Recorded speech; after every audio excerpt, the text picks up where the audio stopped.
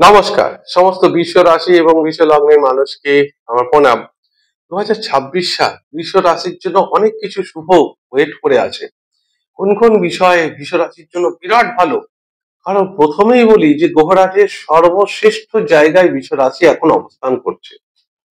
যে বিশ্ব রাশির প্রোটেক্টর, একদম দৈব শক্তি, দৈব কৃপা বলা যেতে পারে গ্রহরাজ শনিদেব। কারণ তিনি নবম এবং দশমের মালিক। আর এই মুহূর্তে মানে পুরো বছর 2026 সাল, এই সূর্যের বছর, এখানে গ্রহরাজ তার নিজের সব থেকে পছন্দের জায়গায় আছে। বর্তমানে আছে মীন রাশিতে 11 নম্বর ঘরে বৃষ রাশি। এই 11 নম্বর ঘরে সহজে আসে না বৃষ রাশির মানুষের জীবনে শনি, বারবার আসে না কিন্তু। এই বৃষ রাশিতে আসতে 30 বছর সময় নেয়। অর্থাৎ 30 বছর আগে এই বৃষ রাশিতে এসেছিল, আবার 30 বছর পর শনির সব থেকে পছন্দ ঘর 11 নম্বর ঘর সেখানে বিরাজ করছে, যেখানে শনি তার শ্রেষ্ঠ থেকে শ্রেষ্ঠ ফল দেয়।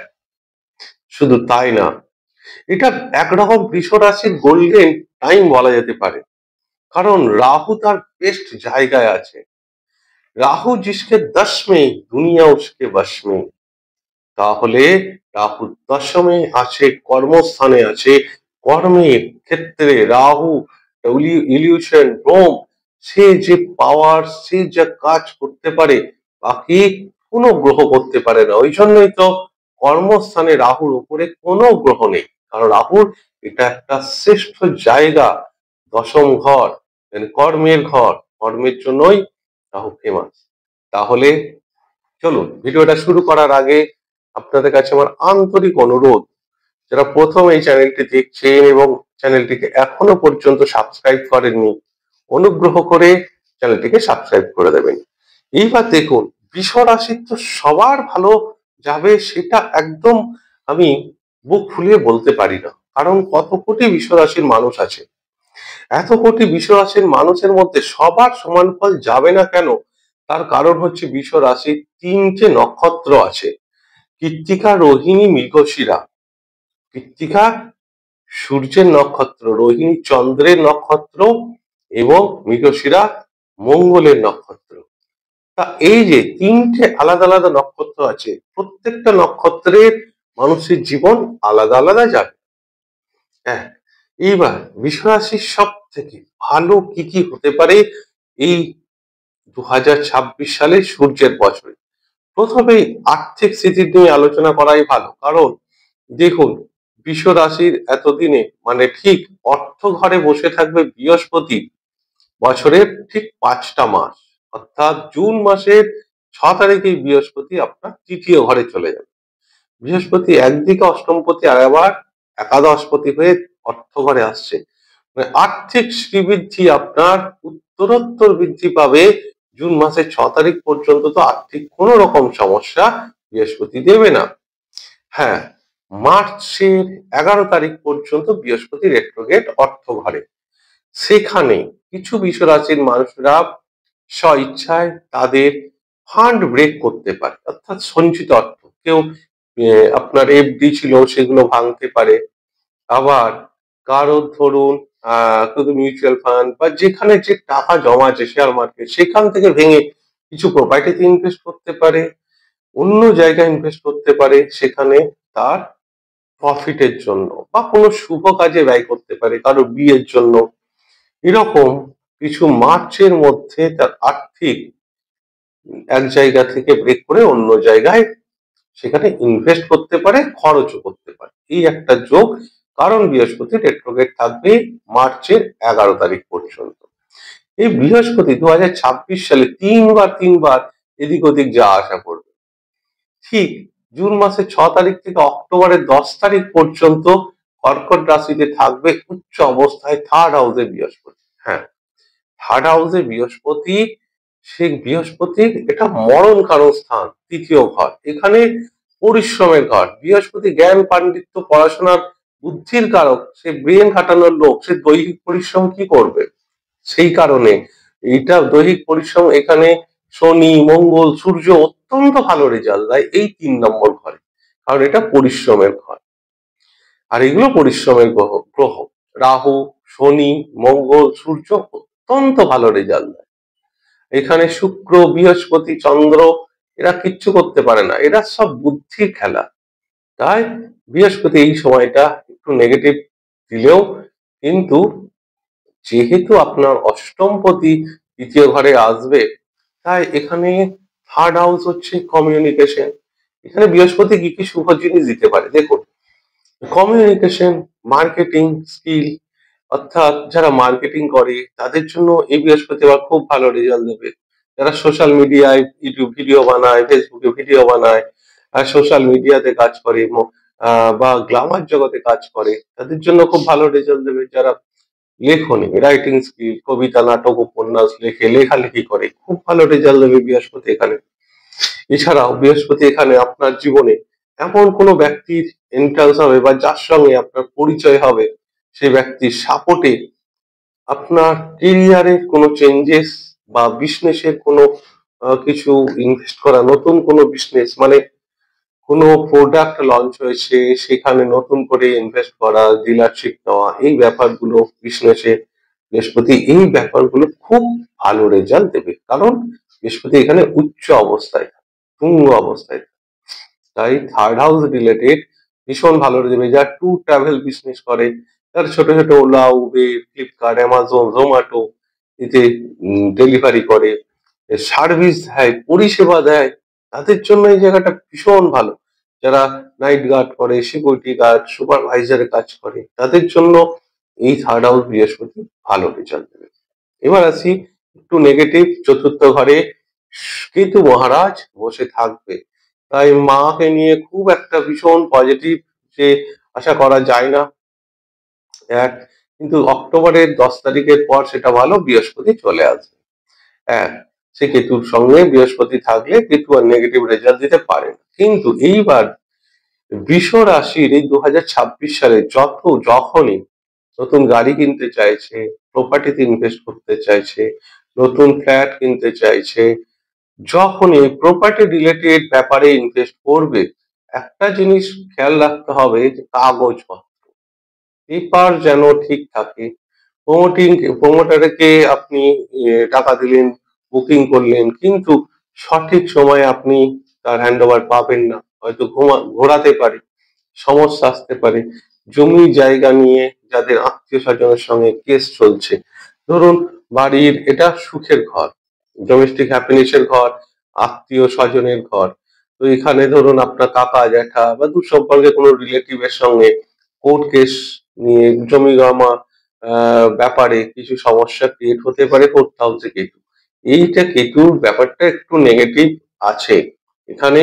কেতু কিন্তু খুব ভালো রেজাল্ট দিতে পারে না, সে স্পিরিচুয়ালের গ্রহ। এখানে ধর্মীয় যাত্রা, কোথাও মন্দিরে মন্দিরে ভ্রমণ করলেন, ট্যুর ট্রাভেলস এর জন্য ভীষণ ভালো, আধ্যাত্মিকতা, পুজো পাঠের জন্য কেতু অত্যন্ত ভালো রেজাল্ট দেয়। বৃহস্পতির অবস্থান তো ভালো, রাহু তো দশমে। দশমে রাহু কেরিয়ারের জন্য একদিকে যেরকম ভালো, আবার এই রাহু যেখানে বসে তার থেকে 3 ঘর আগে মানে 12 নম্বর ঘর, সেখানে যারা বিদেশে পড়াশোনা করতে চাইছে, বিদেশে এতদিন চেষ্টা করছিল যে ভিসার জন্য আটকে যাচ্ছিল, পিআর পাচ্ছিল না, যারা যারা ইন্ডিয়ান অথচ বিদেশে থাকে চাকরি করে, তাদের জন্য এই রাহু দশমের শ্রেষ্ঠ রেজাল্ট দেবে। তো বৃষ রাশির কেরিয়ারের জায়গাটা অত্যন্ত ভালো 2026 সাল একমাত্র রাহুর অবস্থানের জন্য। এবার দেখুন, শনি যখন একাদশে বসে, তার শুধু একাদশে বসলে শনি কেন এত ভালো রেজাল্ট দেয়? হ্যাঁ, তো তার বড় দুটো কারণ হচ্ছে জন্মগোষ্ঠীর দুটো 4টে কেন্দ্রস্থান আর 3টে ত্রিকোণ, কেন্দ্র আর কোণ। তা সেই কোণ হচ্ছে 1, 5, 9। সেই 3টে কোণের মধ্যে দুটো কোণে শনির প্রভাব থাকে। লগ্নে দৃষ্টি দেয় আর আপনার পঞ্চম ঘরে দৃষ্টি দেয়। দুটো সব থেকে শুভ পবিত্র ঘরে শনির দৃষ্টি, তাও সে বৃষ রাশির শনি, যে নিজে ভাগ্যপতি। ভাগ্যপতি নিজে, তার 3টে কোণ এখানে অ্যাক্টিভ হয়ে যায়। তাহলে যাদের শনির দশা চলছে বৃষ রাশি, বৃষ লগ্নে, এটা তো একরকম গোল্ডেন অপরচুনিটি আসবে তাদের। হ্যাঁ, যদি মারক গ্রহের দশা থাকে, জন্মছকে কোনো স্ট্রেংথ না থাকে, জন্মছক টোটালি উইক থাকে, সেক্ষেত্রে এক্সেপশনাল কিছু থাকে। তা না হলে ট্রানজিটে এই গ্রহরাজের এইখানে 11 নম্বর ঘরে আসার জন্য আপনাকে 30 বছর ধরে ওয়েট করতে হয়। 30 বছর ওয়েট করার পর গ্রহরাজ এখানে এসেছে, সেটা কিন্তু সামান্য ব্যাপার নয় বৃষ রাশি বৃষ লগ্নের জন্য। শুধু 4th হাউস বাদ দিয়ে কোনো জায়গায় না আর্থিক, না আপনার কেরিয়ারের জায়গা, বিজনেসের জায়গাটা অত্যন্ত স্মুথ হবে। বৃষ রাশির সপ্তম মঙ্গলের ঘর, বছরের শুরুতেই বৃষ রাশি 15 দিন পর প্রথম 15 দিন 8 নম্বর ঘরে চারটে গ্রহ বসে থাকবে। কিন্তু 15 তারিখ মানে 16ই জানুয়ারি থেকে 4টে গ্রহ বৃষ রাশির ভাগ্যস্থানে চলে আসবে। তার মানে কি চারটে গ্রহ, সূর্য, মঙ্গল, শুক্র, বুধ, 4টে গ্রহ বৃষ রাশির ভাগ্যস্থান থেকে শুরু হচ্ছে বছরের শুরুতেই 16ই জানুয়ারি থেকে। মানে একদম রেসের ঘোড়া দৌড়ানো শুরু করছে। তাহলে কতটা পজিটিভ এই বৃষ রাশির জন্য। সেইখানে মঙ্গল আবার কি করে, তুঙ্গ অবস্থায় থাকে মকর রাশিতে, উচ্চ অবস্থায়। আর তার উল্টো দিকে বৃহস্পতি কর্কটে যখন আসবে, সেকেন্ড যুগ, তখন সে উচ্চ থাকবে। এখন নেই, কারণ এখন জানুয়ারি মাসেই সে মিথুনে চলে যাবে আপনার অর্থ ঘরে। সেটাও ভালো। আর্থিক দৃষ্টিকোণ থেকে দেখলে বৃহস্পতি সেকেন্ড হাউসে অর্থের গ্রহ, সে আপনার একাদশপতি। এটা ভীষণ ভালো একটা দিক, আপনার পজিটিভ দিক আর্থিক দিক থেকে। বিজনেসের জায়গাটাও খুব ভালো হবে, স্মুথলি এখানে আপনার বিজনেসটা চলবে। যখন বৃহস্পতি আপনার 3য় ঘরে আসবে, তখন সে সপ্তমে দৃষ্টি। এখানে বিজনেস দেখুন, বিজনেসও দু তিন রকম বিজনেস হয়। কিছু বিজনেস আছে সিজন বিজনেস, যেমন ধরুন গার্মেন্টস, জামা কাপড়, এগুলো পুজো অকেশনালি যেমন বিক্রি হয় অনেক বেশি, সেরকম সারা বছর অল্প স্মুথলি চলে। আর কিছু বিজনেস আছে সেরকম সারা বছরই একই ধরনের চলে, সিজন বলে কিছু নেই। সেই রকম এখানে বৃহস্পতির দৃষ্টিতে আপনার পুরনো কিছু কাস্টমার, সেটা আপনার আবার সেই সমস্ত কাস্টমাররা ফিরে আসতে পারে। বা পুরনো কোনো বড় মহাজন যার সঙ্গে খুব ভালো ডিল করতেন, সে তার সঙ্গে সম্পর্ক বিচ্ছেদ হয়েছে, সে আবার এই ঘরে আপনার এই সময় আপনার ব্যবসার সঙ্গে যুক্ত হতে পারে। এই একটা বিজনেসের বড় দিক, অর্থাৎ উন্নতি, সফলতা কিন্তু বিজনেসের ক্ষেত্রেও অবশ্যই এই সময়টা আছে।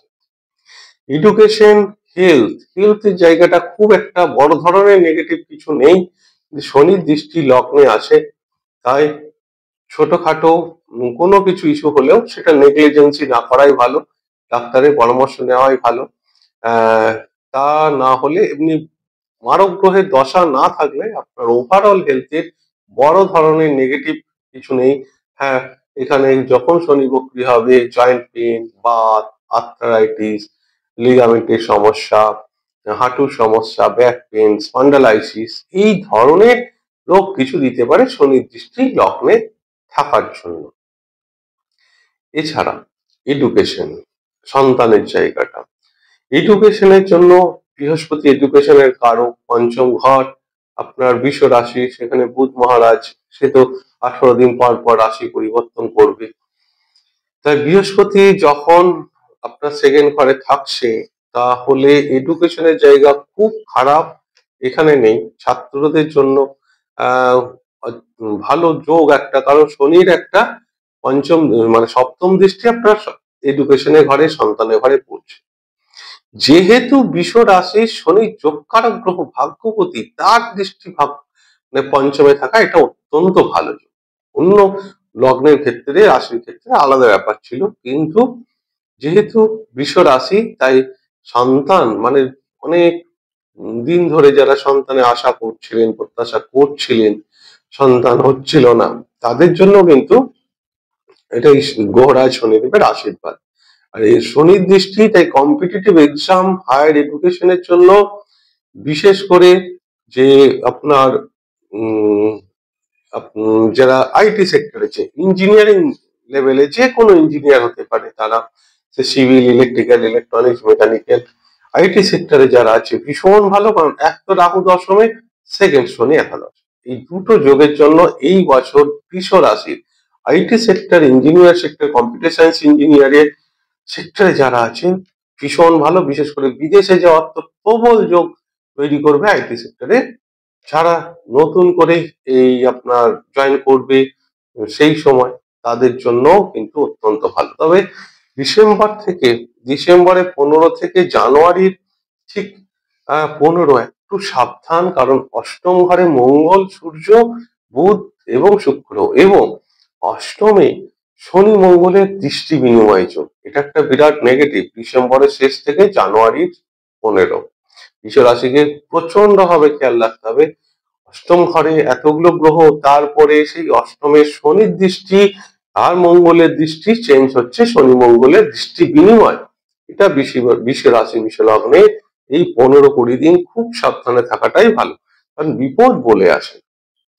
যাই হোক, এটা সংক্ষিপ্ত ভিডিও আমি বানালাম, পরবর্তীকালে আমি আরো ডিটেলসে বানানোর চেষ্টা করব। যদি কোথাও ভুল ত্রুটি হয়ে থাকে মার্জনা করবেন, আর যদি ভালো লেগে থাকে তাহলে চ্যানেলটিকে সাবস্ক্রাইব অবশ্যই করে দেবেন, আর এই ভিডিওটিকে লাইক এবং শেয়ার অবশ্যই করবেন। ঈশ্বরের কাছে প্রার্থনা করি সকলেই ভালো থাকুন এবং সুস্থ থাকুন। নমস্কার।